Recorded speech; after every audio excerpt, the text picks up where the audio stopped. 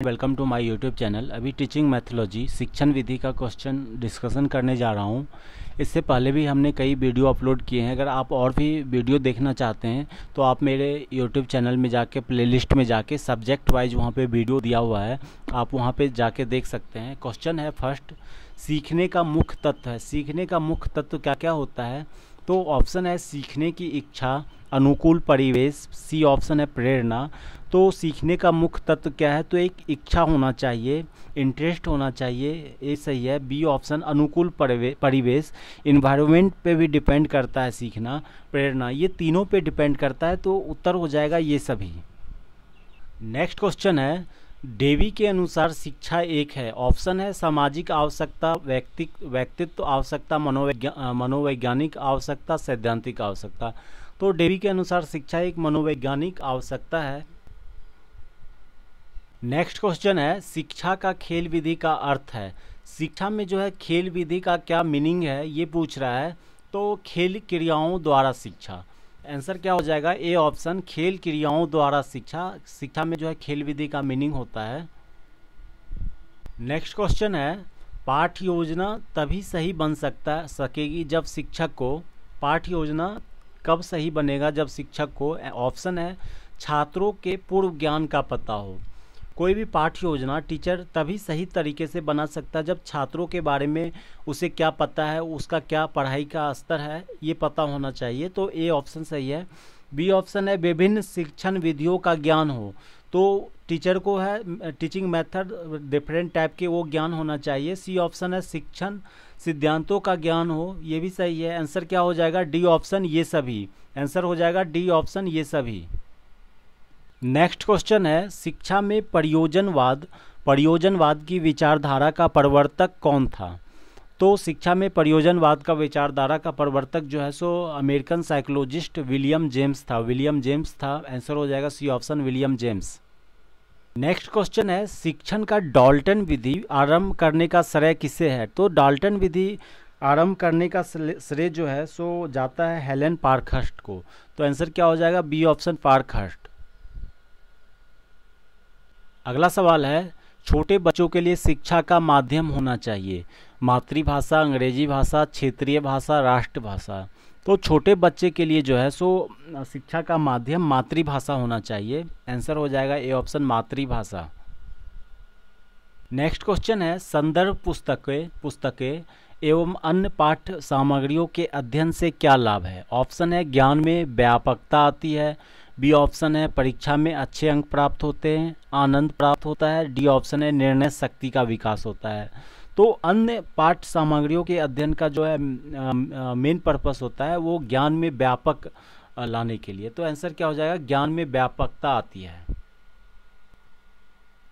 अगला सवाल है, छात्रों में आपराधिक प्रवृत्ति एवं युवा अपराधिता का प्रमुख कारण क्या है? ए ऑप्शन है आवश्यकताओं की पूर्ति न होना। जब स्टूडेंट को, छात्रों को की आवश्यकताओं का पूर्ति नहीं होता है तो उसके अंदर फ्रस्ट्रेशन, इरिटेशन आता है। बी ऑप्शन है मानसिक मंदता, ये भी एक रीज़न है कि उसमें आपराधिक प्रवृत्ति आता है, मानसिक मंदता। कुसमायोजन, ये भी रीज़न है। तो आंसर क्या हो जाएगा? डी ऑप्शन, ये सभी। अगला सवाल है, शिक्षक की योग्यता, प्रयासों एवं उसके व्यवहार का सही मूल्यांकन किया जा सकता है। एक टीचर का जो है सो उसके व्यवहार का सही मूल्यांकन, प्रयास, योग्यता का मूल्यांकन सही कौन कर सकता है? ऑप्शन है प्रधानाचार्य द्वारा। बी ऑप्शन है उसके साथियों द्वारा। सी ऑप्शन है उसके छात्रों द्वारा। डी ऑप्शन है विशेषज्ञों द्वारा।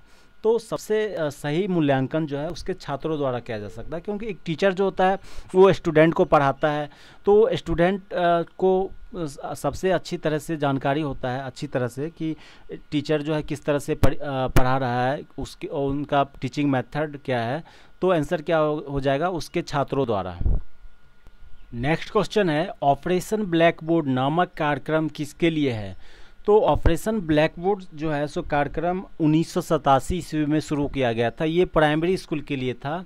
तो ये ईयर भी याद रखिएगा, 1987 में स्टार्ट किया गया था, प्राइमरी स्कूलों के लिए है। अगला क्वेश्चन है, स्कूल अनुशासन में निम्न में से किसे प्राथमिक दी जाती है? ए ऑप्शन है नापसंदीदा व्यवहारों पर अंकुश। बी ऑप्शन है छात्रों का योजनाबद्ध विकास, सी ऑप्शन है प्रधानाचार्य के आदेशों का अनुपालन, डी ऑप्शन है सामाजिक नियमों का सौहार्द परिपालन। तो स्कूल में जो अनुशासन है उसमें जो प्राथमिकता दिया जाता है सामाजिक नियमों का, तो आंसर हो जाएगा डी ऑप्शन सामाजिक नियम का सौहार्द परिपालन। अगला क्वेश्चन है शिक्षक के किस गुण को छात्र सबसे अधिक पसंद करते हैं। स्टूडेंट जो है टीचर का कौन सा गुण जो है सो सबसे ज़्यादा पसंद करते हैं। ऑप्शन है उसकी निष्पक्षता, उसकी रौब, उसकी समय की पाबंदी, उसकी अनुशासन प्रियता। तो एक छोटे स्टूडेंट जो है उसकी निष्पक्षता को ज़्यादा पसंद करता है। आंसर हो जाएगा ए ऑप्शन उसकी निष्पक्षता। अगला सवाल है अध्यापक के रूप में आप छात्रों की निजी समस्या को सुनेंगे या नहीं। ऑप्शन है कदापि नहीं सुनेंगे, बी ऑप्शन है सदैव सुनेंगे, सी ऑप्शन है सुनकर प्रधानाध्यापक को बता देंगे, डी ऑप्शन है तभी सुनेंगे जब कोई विशेष हो। तो एक टीचर को जो है सो छात्रों का निजी समस्या सुनना चाहिए। हो सकता है कि उसकी निजी समस्या जो है सो उससे पढ़ाई पे डिस्टर्ब होता हो, एक टीचर जो है सो अध्यापक उसके निजी समस्या को सॉल्व कर सकता है, तो सुनना चाहिए। आंसर हो जाएगा बी ऑप्शन सदैव सुनेंगे। नेक्स्ट क्वेश्चन है अध्यापक बनने के बाद आपके विचारानुसार हर अध्यापक के घर पर किस वस्तु का होना जरूरी है। ए ऑप्शन है पुस्तकालय, बी ऑप्शन है सजा हुआ ड्राइंग रूम, सी ऑप्शन है टेलीविज़न, डी ऑप्शन है ये सभी। तो एक टीचर को जो है सो घर में एक पुस्तकालय होना चाहिए जिसमें बहुत सारे बुक होना चाहिए। एक टीचर को जो है सो हमेशा बुक को पढ़ना चाहिए जिससे वो जो है सो नए नए ज्ञान को हासिल करते रहे। अगला सवाल है शिक्षा के स्तर को ऊंचा उठाने के लिए निम्नलिखित में से क्या आवश्यक है। शिक्षा का स्तर को ऊंचा उठाने के लिए क्या आवश्यक है। ए ऑप्शन है पाठ्य पुस्तक को सतत मूल्यांकन, बी ऑप्शन है पाठ्यक्रम में संशोधन, सी ऑप्शन है छात्रों का सतत मूल्यांकन, डी ऑप्शन है अध्यापकों का उच्च वेतन। तो शिक्षा का स्तर उठाने के लिए स्टूडेंट का जो है सतत मूल्यांकन कंटिन्यूस जो है सो उसका मूल्यांकन किया जाना चाहिए कि उसमें स्टूडेंट में क्या कमी है, स्टूडेंट में कोई क्या कमी है जिससे टीचर एक दूर कर सके, जिससे कि शिक्षा का स्तर जो है सो ऊंचा उठ सके। तो आंसर क्या हो जाएगा सी ऑप्शन छात्रों का सतत मूल्यांकन। अगला क्वेश्चन है कक्षा शिक्षण में दृश्य सामग्री का प्रयोग करने में आप किस बात का ध्यान रखेंगे। ऑप्शन है उसे नाटकीय ढंग से प्रस्तुत करेंगे, बी ऑप्शन है उसके बारे में बच्चों को पहले से पता ना हो, सी ऑप्शन है वह बच्चों को अज्ञात से ज्ञात की ओर ले जाने वाली हो, डी ऑप्शन है वह पाठ्य वस्तु के अनुरूप हो। तो दृश्य सामग्री का प्रयोग इस प्रकार से होना चाहिए कि वह पाठ्य वस्तु के अनुरूप हो। आंसर क्या हो जाएगा डी ऑप्शन हो जाएगा।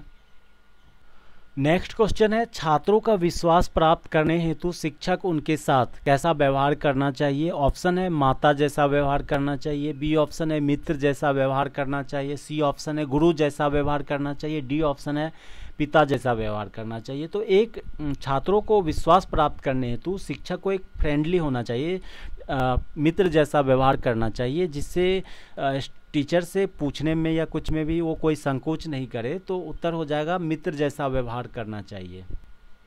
नेक्स्ट क्वेश्चन है छात्रों में किसका विकास आपकी दृष्टि में सबसे महत्वपूर्ण है। ऑप्शन है काम में लगन, बी ऑप्शन है धर्मानुराग, सी ऑप्शन है श्रम का महत्व, डी ऑप्शन है आत्मविश्वास। तो एक स्टूडेंट में जो है सो कॉन्फिडेंस का डेवलपमेंट विकास जो है सो काफ़ी इम्पोर्टेंट होता है, महत्वपूर्ण होता है। तो आंसर हो जाएगा आत्मविश्वास। अगला सवाल है निम्नलिखित में से किसने कहा था प्रेरणा छात्र में रुचि उत्पन्न करने की कला है। प्रेरणा छात्र में रुचि उत्पन्न करने की कला है, यह स्टेटमेंट किसने दिया था। Thomson, Rabindranath Tagore, Macaulay, Kothari. तो ये स्टेटमेंट जो है थॉमसन ने दिया था। अगला क्वेश्चन है कठिन शब्दों को अर्थ समझाने का व्यवहारिक ढंग है। कोई भी अगर हार्ड वर्ड है, कठिन शब्द है जिसे स्टूडेंट समझ नहीं पा रहा है, तो स्टूडेंट को कैसे समझाना चाहिए एक टीचर को। तो ऑप्शन है उनका पर्यायवाची शब्द बताना चाहिए, उससे संबंधित और दूसरे शब्द बताना चाहिए जिससे स्टूडेंट उस शब्द को समझ सके। सही है। बी ऑप्शन है उनके वाक्य में प्रयोग करके बताना चाहिए, वाक्य में प्रयोग करके बताने से स्टूडेंट आसानी से समझता है। सी ऑप्शन है उनका विलोम शब्द बताना चाहिए, ये भी सही है। तो करेक्ट आंसर हो जाएगा ये सभी। अगला क्वेश्चन है ऋग्वेद में कहा गया है शिक्षा क्या है। तो वेदा जो है 4 प्रकार का है, ऋग्वेद, यजुर्वेद, सामवेद, अथर्ववेद। तो ऋग्वेद में जो है शिक्षा के बारे में क्या कहा गया ये पूछता है। तो ऋग्वेद ए ऑप्शन जो है सभ्य समाज का लक्षण है। शिक्षा जो है सो सभ्य समाज का लक्षण है, शिक्षा से जो है सभ्य समाज का लक्षण है, आंसर हो जाएगा। अगला क्वेश्चन है, गांधी जी का बेसिक शिक्षा का उद्देश्य बालक को था। ऑप्शन है ज्ञान का सागर बनाना था, अहिंसा और सत्य का पाठ पढ़ाना था। सी ऑप्शन है समाज की आवश्यकताओं के अनुरूप ढालना था। तो गांधी जी का जो बेसिक शिक्षा का उद्देश्य था, उनका जो थॉट था वो था कि समाज की आवश्यकताओं के अनुरूप ढालना था। नेक्स्ट क्वेश्चन है शिक्षण में भिन्न भिन्न शिक्षण विधि का प्रयोग करने से क्या होता है। डिफरेंट मेथड से टीचिंग करने से क्या फ़ायदा होता है। ऑप्शन है छात्रों का ध्यान केंद्रित रहता है। एक तरह से एक मेथड से पढ़ाने से स्टूडेंट का जो है मन उब जाता है, तो डिफरेंट मेथड से पढ़ाने से इंटरेस्टिंग हो जाता है, जिससे उसका कंसंट्रेशन जो है सो बना रहता है। बी ऑप्शन है छात्रों को भली प्रकार समझ में आता है। सी ऑप्शन है कक्षा की पढ़ाई रोचक बन जाती है। तो तीनों ऑप्शन सही है, आंसर हो जाएगा डी ऑप्शन ये सभी।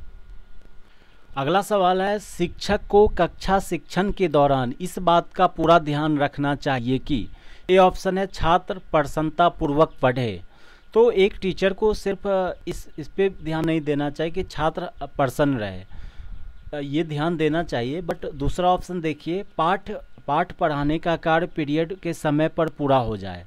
सी ऑप्शन है पाठ के उद्देश्य पूर्ण हो। डी ऑप्शन है कोई छात्र इधर उधर ध्यान नहीं दे।